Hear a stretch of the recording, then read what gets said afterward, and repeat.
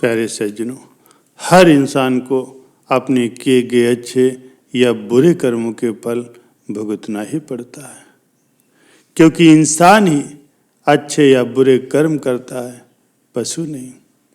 इसलिए प्रत्येक व्यक्ति को उसके कर्मों का फल भुगतना ही पड़ेगा, फिर चाहे देर हो या सवेर हो। कर्म फल हमें ही भुगतने हैं। इसलिए कर्म करने से पहले एक बार ये अवश्य सोच लें कि क्या मैं ये सही कर रहा हूँ। अगर कर्म करने से पहले अच्छे से सोच विचार कर लें तो शायद हम बुरा कर्म करने से बच सकते हैं। और अगर आपने अपने आप को बचा लिया तो फिर आप सजा से भी बच गए।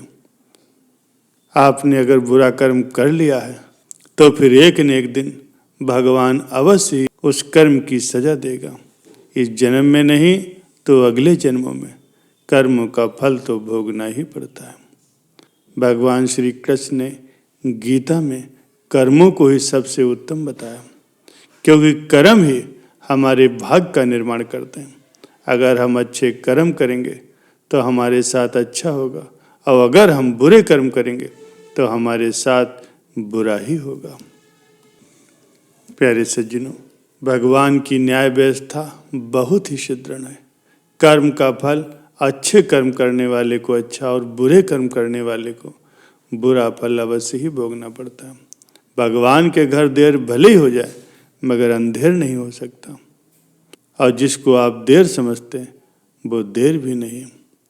भगवान ने प्रत्येक कर्म के फलीभूत होने का समय पहले से ही निर्धारित कर रखा। समय से पहले या बाद में उस फल की प्राप्ति नहीं होती। प्रभु की प्रत्येक रचना, उनका प्रत्येक नियम इतना ज़्यादा गहरा है कि हर एक प्राणी उसको जान या समझ नहीं सकता।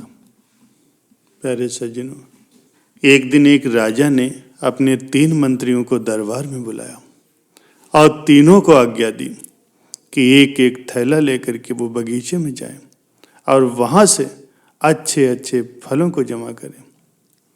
तीनों अलग अलग उस बाग में प्रविष्ट हुए। पहले मंत्री ने प्रयास किया कि राजा के लिए उसकी पसंद के अच्छे अच्छे और स्वादिष्ट फल जमा किए जाएं। उसने काफ़ी मेहनत के बाद बढ़िया और ताज़ा फलों से पूरा थैला भर लिया। वहीं दूसरे मंत्री ने सोचा कि राजा हर फल का परीक्षण तो करेगा नहीं, इसलिए उसने जल्दी जल्दी थैला भरने में कुछ ताजे, कुछ कच्चे, कुछ सले गड़े फल भी उस थैले में भर लिए। तीसरे मंत्री ने सोचा राजा को तो सिर्फ भरे हुए थैले से ही मतलब होगा, वो खोल कर उसे देखेगा भी नहीं कि इसमें क्या है। उसने समय बचाने के लिए जल्दी जल्दी उसमें घास और पत्ते भर लिए और अपना समय बचाया। दूसरे दिन राजा ने तीनों मंत्रियों को उनके थैलों के साथ दरबार में बुलाया। उनके थैले खोलकर उसने देखे भी नहीं और आज्ञा दी इन तीनों को उनके थैलों के साथ एक दूर स्थान की एक जेल में 15 दिन के लिए कैद कर दिया जाए। अब जेल में उनके पास खाने पीने को कुछ नहीं था सिवाय उन फल से भरे थैलों के, जो जिस मंत्री ने अच्छे अच्छे फल जमा किए थे वो तो उन्हें आनंद से खाता रहा और उसके 15 दिन बीत गए।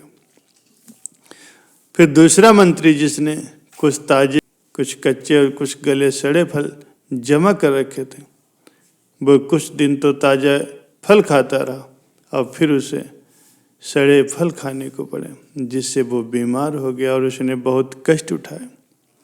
अब तीसरे मंत्री, जिसने थैले में सिर्फ घास और पत्ते ही जमा किए थे, वो कुछ दिनों में भूख से मर गया। प्यारे सज्जनों, अब आप अपने आप से खुद पूछिए कि आप अपने जीवन में क्या जमा कर रहे हैं। आप इस समय जीवन के बाग में जहाँ चाहें तो अच्छे कर्म जमा कर लें, चाहे बुरे कर्म, मगर याद रखिए जो आप जमा करेंगे वही आपको जन्मों जन्मों तक काम आएगा। प्यारे सज्जनों, शनिदेव को भी व्यक्ति के कर्मों के फल के अनुसार फल प्रदान करने वाले देवता के रूप में माना जाता है। शनि की 7.5 और ढैया की जब कभी बात आती है तो सबके मन में एक अजीब सा डर आ जाता है। लेकिन आपको बता दें कि शनिदेव से डरने की किसी को कोई जरूरत नहीं। कहा जाता है कि शनिदेव जितने बड़े कष्ट देते हैं वे उतनी ही व्यक्ति को तरक्की भी दिलवाते हैं। शनिदेव अगर प्रसन्न है तो व्यक्ति की आसमान की बुलंदियों तक पहुंचा देते हैं, और अगर वो अप्रसन्न है तो उसको गरीबी में धकेल देते हैं। एक बार माँ लक्ष्मी ने शनिदेव जी से पूछा कि वो अपने प्रभाव से लोगों को धनवान बनाती, लेकिन वे तो उससे धन ही छीन लेते हैं। इसके पीछे क्या वजह है? क्यों वो लोगों को राजा से रंक बना देते हैं? इस पर शनिदेव ने कहा, इसमें उनका कोई दोष नहीं, वो तो व्यक्ति के कर्म ही है जिसका वो उसे भुगतान करवाते हैं। शनिदेव ने कहा, है लक्ष्मी, परमात्मा ने मुझे कर्मों के अनुसार दंड देने का कार्य सौंपा। जब भी कोई मनुष्य जानबूझकर दूसरों पर अत्याचार करते हैं या फिर गलत कार्य करने वालों को आश्रय देते हैं तो ऐसी परिस्थिति में मैं उन्हें गंभीर से गंभीर दंड देता हूँ ताकि वो अपने कर्मों का पश्चाताप कर सकें। लेकिन कई बार लोग इस पर भी नहीं सुधरते, वो बार बार गलत कार्यों को दोहराते हैं, तब मैं उन्हें निर्धन बना देता हूँ और उन्हें गंभीर बीमारी से भी पीड़ित कर देता हूँ। शनिदेव की बातों को सुन करके माता लक्ष्मी को सहसा विश्वास नहीं हुआ। थोड़ी ही देर में उन्होंने कहा, वो इसे प्रमाणित करके दिखाएं। कर्मों के आधार पर वो लोगों को कैसे दंडित करते हैं। तब देवी लक्ष्मी ने एक निर्धन व्यक्ति को धनवान और पुत्रवान बना दिया, और दूसरे ही पल जैसे ही शनिदेव ने उन पर दृष्टि डाली वो फिर से भीख मांगने की स्थिति में पहुंच गया। माँ लक्ष्मी ने उनकी ऐसी हालत देखी तो शनिदेव से कहा कि वो इसके पीछे का रहस्य बताएं।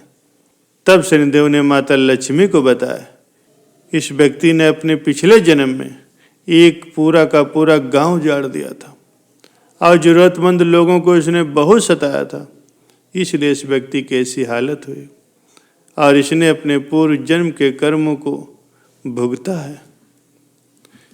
इसके बाद शनिदेव ने माँ लक्ष्मी से कहा, स्थितियां चाहे जैसी भी हों लेकिन व्यक्ति को कभी भी गलत कर्म में लिप्त नहीं होना चाहिए। सदैव सही मार्ग पर चलना चाहिए और सदैव अच्छे कर्म करने चाहिए। इससे व्यक्ति का लोक ही नहीं बल्कि परलोक भी सुधर जाता है।